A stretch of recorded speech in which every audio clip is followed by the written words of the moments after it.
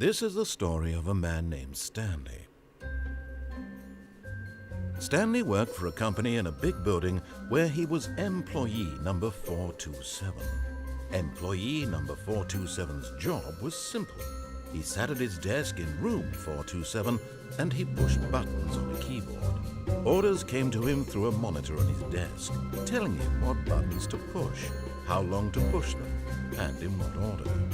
This is what employee 427 did every day of every month of every year. And although others might have considered it soul-rending, Stanley relished every moment that the orders came in, as though he had been made exactly for this job. And Stanley was happy. And then one day, something very peculiar happened. Something that would forever change Stanley. Something he would never quite forget.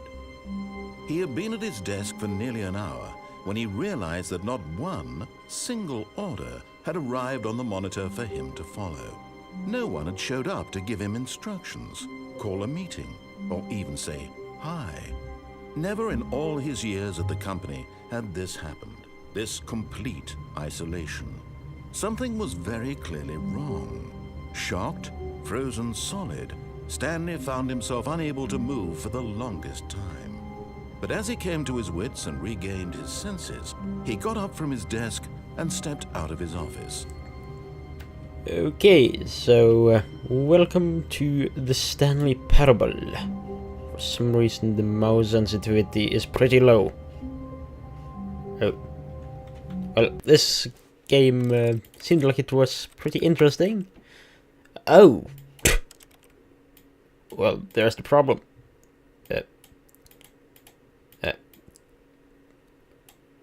Okay, good. That's a lot better. So I am apparently employee number 427. Why are there no papers in the green thing?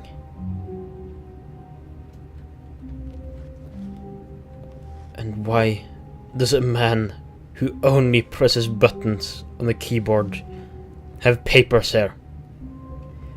If his entire day consists of pressing buttons, why are there papers and pencils here? There are some pens as well. The phone. And even the mug. I can't read the entire mug. I want to read what it's saying. Oh, Stanley, this is bad. You have a little coffee splatter on your paper. Why? Do your job properly. Hey, can I go into number 428? No. 429? No. He has a pretty similar office, but he doesn't have a mug.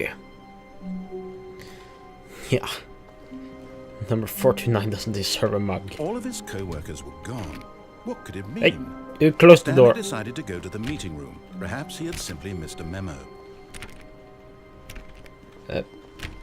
Why is my door closed? Who closed it? And where's the meeting room?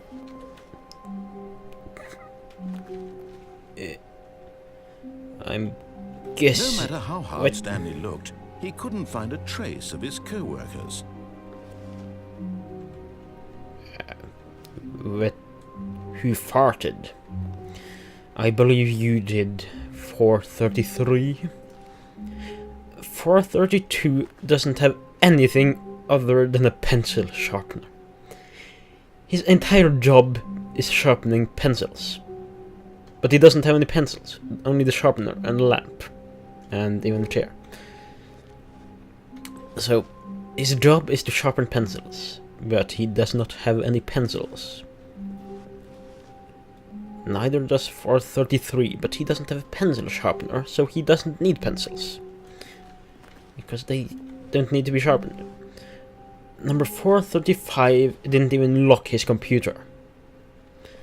You should always lock your computer when you leave work. And if you never arrive this day, then it's pretty bad that he didn't even log off.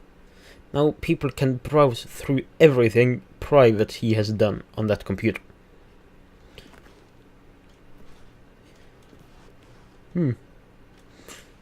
And 434 seems like a decent man. Well organized. No messages on the phone like I had. Or like Stanley had. And even as a plant. And who let the scanner thing stay up here? You should close that. If you don't, the glass underneath will be filled with dust. And that will kind of ruin every scan you make while the dust is present. Why do you have 2 cups, 436? Why? I like work, I just hate my boss. Okay. Don't you dare close door. Oh, 424. Lock your computer. Be my Valentine. No thanks for 22. No thanks. Is there a pencil sharpener in this office? There is one pencil sharpener, but not anyone who works with sharpening pencils. So this department is pretty bad. Glad I'm not here.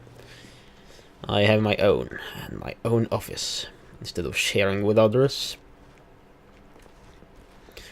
It must be because they have a shared office that they need a guy to sharpen their pencils. Oh! Number 425 is open. Can I get in there somehow? No, not this way. So let's go around and take a look. Oh.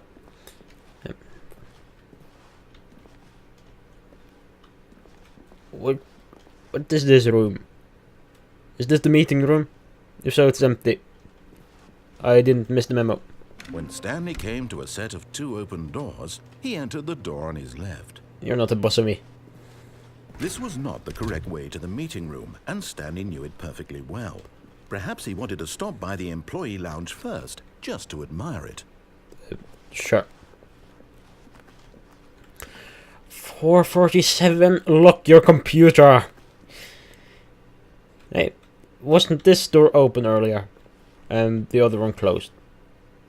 Oh. Or is that another room? Why is the lamp on 450? Yes, truly a room worth admiring. It had really been worth the detour after all, just to spend a few moments here in this immaculate, beautifully constructed room. Stanley simply stood here, drinking it all in. No. But eager to get back to business, Stanley took the first open door on his left. I just said you're not the boss of me, narrating voice. Oh, what is this? Stanley was so bad at following directions, it's incredible he wasn't fired years ago. Oh. What is this? Warning. Do not jump from the cargo lift while it is in motion. Will cause death. What? Penalty for misuse of cargo lift, $1,000. And penalty for jumping off the cargo lift, 5,000. Well, I'm pretty sure that on average between what people have said the value of life, it's around $7,000 or something like that, so... Look, Stanley, I think perhaps we've gotten off on the wrong foot here. No. But in his eagerness to prove that he is in control of the story and no one gets to tell him what to do, Stanley leapt from the platform and plunged to his death. Yes. Good job, Stanley. Everyone thinks you are very powerful.